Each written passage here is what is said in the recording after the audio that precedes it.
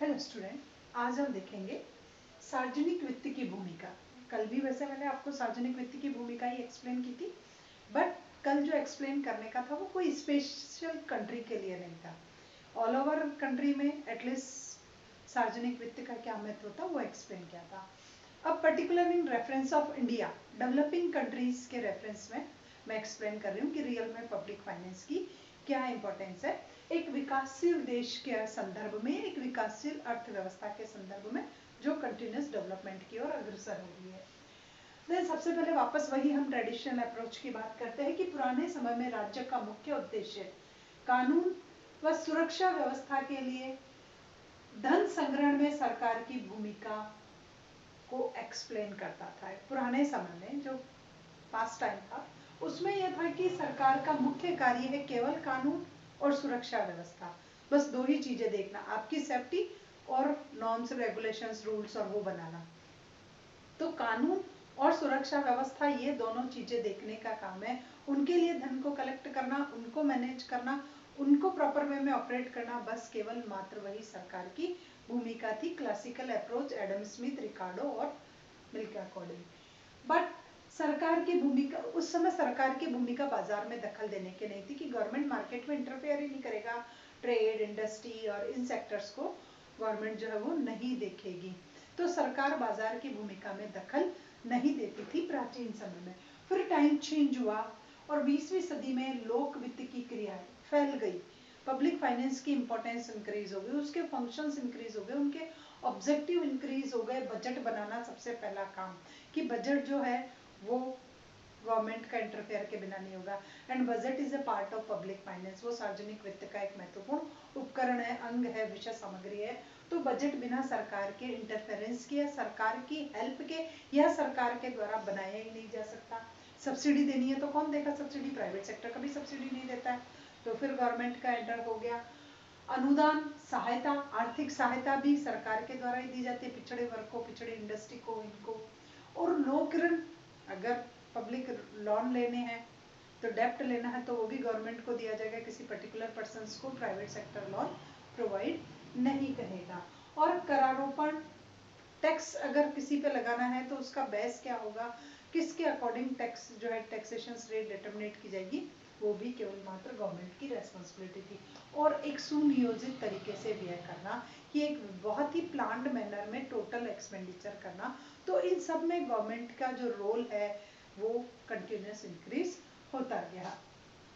तो ये थी हमारी ट्रेडिशनल अप्रोच और ये है हमारी modern approach in reference of public finance. अब सबसे पहले आता है बचत व निवेश की दर को बढ़ाना, कि सबसे फर्स्ट जो इम्पोर्टेंस है पब्लिक फाइनेंस की इनसाइड द एक डेवलपिंग कंट्री वो है कि सेविंग और इन्वेस्टमेंट की रेट को हाई करना। जैसा कि हम सब जानते हैं एक डेवलपिंग कंट्री की कैरेक्टरिस्टिक्स क्या होती है, तो डेवलपिंग कंट्री में सबसे पहले फाइनेंशियल रिसोर्सेज की बहुत कमी होती है, वहाँ पर वित्त नहीं होता, ना निजी सरकार के पास तो एटलीस्ट नहीं होता, वहाँ पर फाइनेंशियल रिसोर्सेज गवर्नमेंट के पास अकॉर्डिंग टू रिक्वायरमेंट नहीं होते हैं। जनसंख्या बहुत बड़ी होती है विकासशील देश में, जैसे भारत जनसंख्या सेकंड हाईएस्ट है, तो बहुत ज़्यादा जनसंख्या, उसकी डिमांड भी बहुत ज़्यादा है, और उच्च आय वाले लोग दिखावे के लिए खर्च कर देते हैं, और जो हाईएस्ट अर्निंग ग्रुप है, जो जो है हमारा क्लास है ऐसा जो बहुत ज़्यादा रिचर है, वो केवल मात्र शो ऑफ के लिए ही अपने टोटल एक्सपेंडिचर खर्च देता है, और बचत का एक हिस्सा अनुत्पादक व्यय में चला जाता है, और जो बेचारा मीडियम कैटेगरी का इंसान बचाता भी है तो वो बहुत कुछ अनप्रोडक्टिव एक्सपेंडिचर हो जाता है। So there is the slow rate of saving and investment. इस वजह से इस प्रकार की करेक्टरिस्टिक्स वाले देशों में बचत और विनियोग इन दोनों की जो रेट होती है वो बहुत ज़्यादा लोअर होती है। अब पब्लिक फाइनेंस की इम्पोर्टेंस है इस रेट को हाई करना, तो पब्लिक फाइनेंस के बिहाफ पर इन कंट्रीज में ये रेट हाई होती है, सेविंग की रेट हाई की जाती है, इन्वेस्टमेंट की रेट हाई की जाती है, गवर्नमेंट एक अट्रैक्टिव सेविंग स्कीम्स लॉन्च करती है, और इन्वेस्टमेंट में जो है गवर्नमेंट कॉपरेट करती है, सेमी गवर्नमेंट सेक्टर बनाया जाता है, कुछ प्राइवेट करता है कुछ पब्लिक करता है, दोनों को मिलकर के पीपीपी मोड पर जो है organisations inside the country successfully running किए जाते हैं। तो सरकार देश में बचत को बढ़ाने के लिए सबसे पहले अट्रैक्टिव स्कीम्स करती है, रेट ऑफ इंटरेस्ट हाई देती है, स्कीम के तहत अट्रैक्शंस कर करके, और कुछ कंजम्पशन पर टैक्स भी लगाती है ताकि हम कम से कम कंज्यूम करें। और फिर इन्वेस्टमेंट में गवर्नमेंट हेल्प करती है, प्रमोट करती है, आपके साथ कोऑर्डिनेट करती है, कॉपरेट करती है, तब जा करके कंट्री के डिफरेंट सेक्टर्स में इन्वेस्टमेंट की रेट हाई होती है। तो इन्वेस्टमेंट को हाई करने, सेविंग को प्रमोट करने, इन दोनों की रेट को रैपिड रेट से इंक्रीज करने में पब्लिक फाइनेंस का रोल जो है वो बहुत पावरफुल होता है। अब आता है धन व आय का समान वितरण। इनसाइड द कंट्री हम देखते हैं कि इनइक्वल डिस्ट्रीब्यूशन है इनकम और जो है वेल्थ का। कुछ रिचर, कुछ पुअर, 70% लोगों के पास, 30% लोगों के पास 70% वेल्थ और 70% लोगों के पास 30% वेल्थ। इनसाइड द कंट्री ये एक ऐसा देखने को मिल रहा है, गैप हमें देखने को मिलता है। तो पब्लिक फाइनेंस की इम्पोर्टेंस होती है कि वो इस गैप को रिड्यूस करता है और देश में जो है धन और आय का एक समान वितरण किया जाता है। तो उसमें सबसे पहला प्रगतिशील करारोपण मदद करता है, जो सार्वजनिक वित्त का एक महत्वपूर्ण अंग है कि जो रिचर हैं उन पर टैक्स की रेट बढ़ती जाती है और जो पुअर है वो एग्जम्प्टेड फ्रॉम टैक्स, या कम इनकम वालों पे टैक्स की रेट बहुत कम होती है। और जैसे जैसे आपकी इनकम का स्लैब्स बढ़ता गया, टैक्स की रेट भी बढ़ जाती है। 3 लाख पर क्या, 3 लाख से ज़्यादा पर क्या, 5 से 10 पर क्या, 10 से 20 पर क्या, इस स्टाइल का एक स्लैब्स गवर्नमेंट बना देती है। तो यहाँ पर करारोपण प्रगतिशील है। आपकी इनकम ज़्यादा टैक्स पे करो, आपकी इनकम कम तो आप कम टैक्स पे करो। इनकम बढ़ी, टैक्स की रेट बढ़ी, इनकम कम है तो टैक्स की रेट कम है या एग्जम्प्टेड फ्रॉम टैक्स हो। तो करारोपण जो है वो मदद करता है धन और आय का समान वितरण, की आपके पास आय नहीं है तो आप मत दीजिए। उसके बाद है विलासिता की वस्तुओं पर करारोपण। बहुत से ऐसी लग्जरीज आइटम्स हैं जो केवल मात्र रिचर सेक्शन के लिए यूज किए जाते हैं या वही इनको कंज्यूम करने के लिए परचेज करते हैं, तो उन पर टैक्स की रेट गवर्नमेंट हाई कर देती है ताकि उन पर खर्च नहीं हो। अनेक क्षेत्रों में सरकारी निवेश करती है गवर्नमेंट। बहुत सारे ऐसे सेक्टर है जहाँ पर गवर्नमेंट खुद इन्वेस्ट करती है, जहाँ पर पुअर सेक्टर का कॉन्ट्रीब्यूशन होता है। स्मॉल और कॉटेज इंडस्ट्री है तो वो बहुत लोअर कैटेगरी के लोग, बहुत कम फाइनेंशियल जो अवेलेबिलिटी वाले लोग उनको स्टैब्लिश करते हैं, तो सरकार उनको सहयोग देती है और रोजगार और उत्पादन क्रियाओं को बढ़ाने का प्रयास करती है देश में, कि एम्प्लॉयमेंट अपॉर्चुनिटी इंक्रीज हो, जिससे लोगों को रोजगार मिले तो आय बढ़ेगा, उत्पादन बढ़ेगा।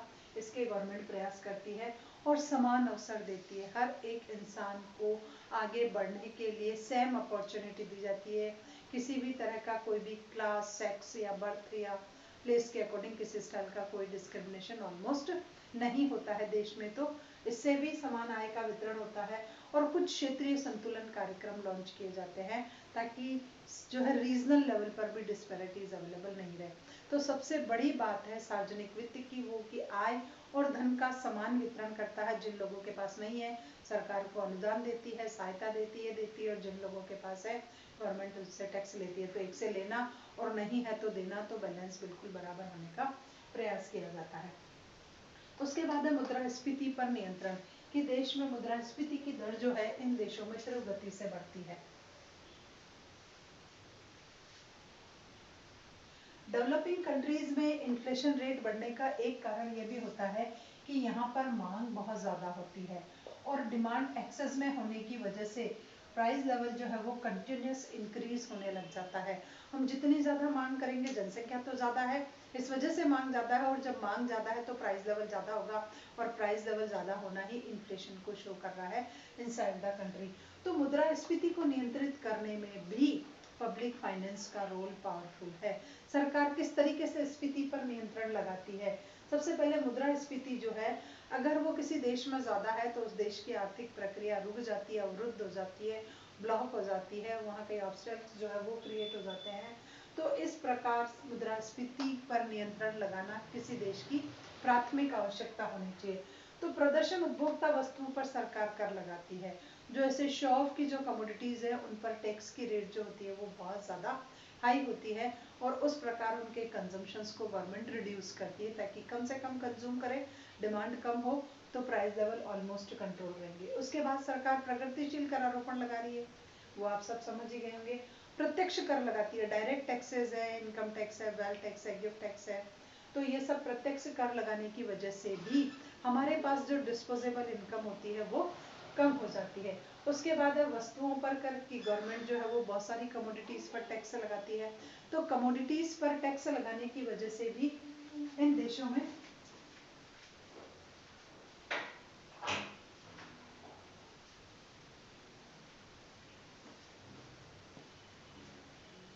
कमोडिटीज पर भी टैक्स लगाने की वजह से एक हद तक यहाँ पर मांग को नियंत्रित करने का प्रयास किया जाता है।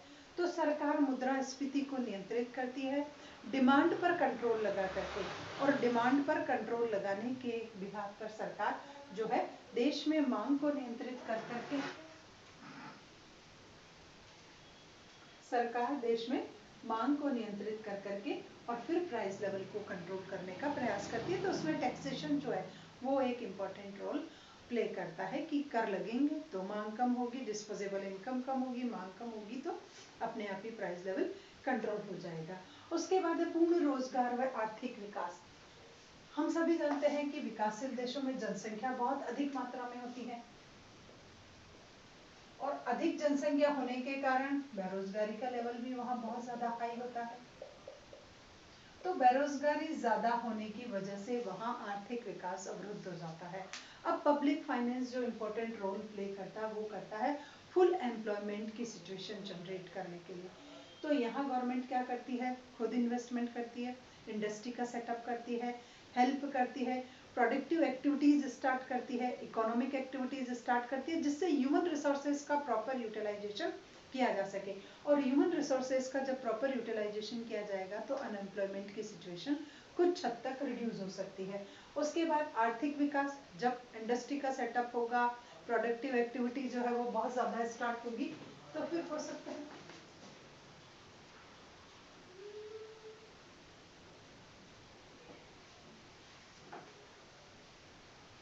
अगर इंडस्ट्री का सेटअप होगा, प्रोडक्टिव एक्टिविटी कंटिन्यूस चलेगी तो इकोनॉमिक ग्रोथ रेट जो है वो अपने आप ही रैपिड रेट से इंक्रीज हो जाएगी।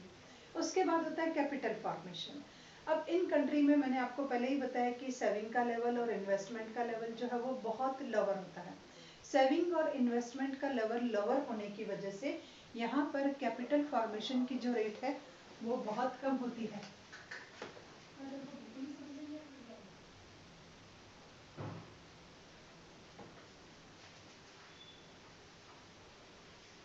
पूंजी निर्माण, अब इन देशों में पूंजी निर्माण की दर अगर हम विकसित देशों की तुलना में देखें तो बहुत कम होती है। जहां विकसित देशों में 40%, 35%, 45% तक कैपिटल फॉर्मेशन की रेट होती है, inside the country 20 to 30% highest है कैपिटल फॉर्मेशन की रेट। तो ये रेट बहुत लोअर होती है। और जब कैपिटल फॉर्मेशन लोअर होगा तो आप सभी जानते हो कि किसी स्टाइल की इकोनॉमिक एक्टिविटी को सक्सेसफुली ऑपरेट करना इम्पॉसिबल हो जाएगा। तो पब्लिक फाइनेंस का रोल है कैपिटल फॉर्मेशन को इंक्रीज करना। अब कैपिटल फॉर्मेशन कब होगा, जब इन्वेस्टमेंट प्रमोट करेगा, लोग ज्यादा से ज्यादा इन्वेस्टमेंट करेंगे तो कैपिटल फॉर्मेशन होगा। तो इसके लिए भी गवर्नमेंट खुद कॉपरेट करती है, गवर्नमेंट स्कीम्स लॉन्च करती है, सेफ्टी देती है, रिस्क बियरिंग टेंडेंसी क्रिएट करती है, एंटरप्रेन्योर को सुरक्षा करती है, तब जाकर के देश में जो है वो हमारे यहाँ कैपिटल फॉर्मेशन रेट हाई हो सकती है। और टैक्स भी लगाती है, टैक्स से कंजम्पशन कम हो गया तो अपने आप ही सेविंग ज्यादा होगी। उसके बाद है नियोजित आर्थिक विकास। इन देशों में जब कभी भी विकास कार्यों को शुरू किया जाता है तो विकास कार्यों से पहले सरकार योजनाएं बनाती है। अब योजनाएं जो बनाई जाती है वो केवल बातों में ही तो लॉन्च नहीं होगी, बातों में ही सक्सेसफुली ऑपरेट नहीं होगी। हर देश चाहता है नियोजित तरीके से विकास करना। तो नियोजित तरीके से विकास करने के लिए डिफरेंट टाइप्स की प्लानिंग प्रिपेयर करनी पड़ती है, बनानी पड़ती है, फॉर्मुलेट करनी पड़ती है। उसके बाद उनमें इन्वेस्टमेंट भी करना पड़ता है। इन्वेस्टमेंट करेंगे तभी वो प्लानिंग सक्सेसफुली ऑपरेट हो पाएगी। तो नियोजित आर्थिक विकास अगर विकासशील अर्थव्यवस्थाओं में एक महत्वपूर्ण भूमिका है कि प्लानिंग के थ्रू अगर डेवलपमेंट करना है तो वो पब्लिक फाइनेंस के बिहाफ पर पॉसिबल हो पाता है। सरकार अपने बजट में पहले से ही निर्धारित कर देती है कि इस योजना के लिए इतना खर्च किया जाएगा और उस योजना के लिए उतना, इस सेक्टर में इतना, इस सेक्टर में इतना। तो एक प्लान्ड मैनर में all over the development possible हो सकता है। तो प्लानिंग तभी सक्सेसफुली ऑपरेट होती है जब उसका बजट में कुछ प्रोविजन था, उस प्लानिंग के लिए बजट में कोई प्रोविजन था कि इस प्लानिंग पर कितना खर्च किया जाएगा। और ऑलमोस्ट ऐसा होता है विकासशील अर्थव्यवस्थाओं में, बजट में हर योजना को बारीकी से परखा जाता है, चाहे वो किसी भी प्रकार की हो, चाहे वो रेलवे की हो, ट्रांसपोर्टेशन की हो, कम्युनिकेशन की हो, एजुकेशन की हो, हेल्थ की हो, किसी भी प्रकार की योजना हो, उस पर सरकार का जो डिपार्टमेंट है, वो गवर्नमेंट का जो एडमिनिस्ट्रेटिव डिपार्टमेंट है, वो बहुत बारीकी से रखता है और हर टारगेट और हर अचीवमेंट के हिसाब से इन्वेस्टमेंट जो है वो डिसाइड करता है और उसी के हिसाब से फिर रिसोर्सेज को एलोकेशन किया जाता है। जो भी पब्लिक रेवेन्यू होती है उसमें से रिसोर्सेज उनकी रिक्वायरमेंट के अकॉर्डिंग अलॉट कर दिए जाते हैं। उसके बाद है लोगों का आर्थिक जीवन व सार्वजनिक वित्त। अब लोगों की लाइफ और पब्लिक फाइनेंस, उन दोनों में भी कनेक्टिविटी है। हमारे यहाँ विकासशील अर्थव्यवस्थाओं में लोगों का जीवन सार्वजनिक वित्त से बहुत हद तक प्रभावित होता है। हमें अच्छी सुविधाएं चाहिए, चाहे वो सामाजिक सेवाएं हो, चाहे वो आधारभूत हो, चाहे वो किसी भी प्रकार की सर्विसेज हो, तो बेटर सर्विसेज हमारी लाइफ को बहुत इजी बना देती है। और ये बेटर सर्विसेज प्रोवाइड करने में पब्लिक फाइनेंस का रोल बहुत इंपॉर्टेंट होता है। चाहे सामाजिक सुरक्षा हो, आपको किसी प्रकार की योजनाओं का लाभ हो, बीमा हो, वृद्धावस्था पेंशन हो, स्कॉलरशिप हो, वो हो, चाहे आपकी हेल्थ हो, चाहे एजुकेशन हो, इंफ्रास्ट्रक्चर फैसिलिटिकल हो, तो रोड, ट्रांसपोर्टेशन, कम्युनिकेशन, ये सब विकासशील देशों में जो अवेलेबल होता है वो पब्लिक फाइनेंस के ब्याह पे ही होता है। गवर्नमेंट जितनी अच्छे से पब्लिक रेवेन्यू कलेक्ट कर करके पब्लिक एक्सपेंडिचर करती है डेवलपमेंट एक्टिविटीज के लिए, उतनी ही हमारी लाइफ की जो है वो बेटर हो जाती है और उतनी ही अच्छी हमें सर्विसेज मिलती है। तो this is the importance of public finance in reference of developing countries like India. Only विकासशील देशों के संदर्भ में ये कुछ महत्व के पॉइंट है।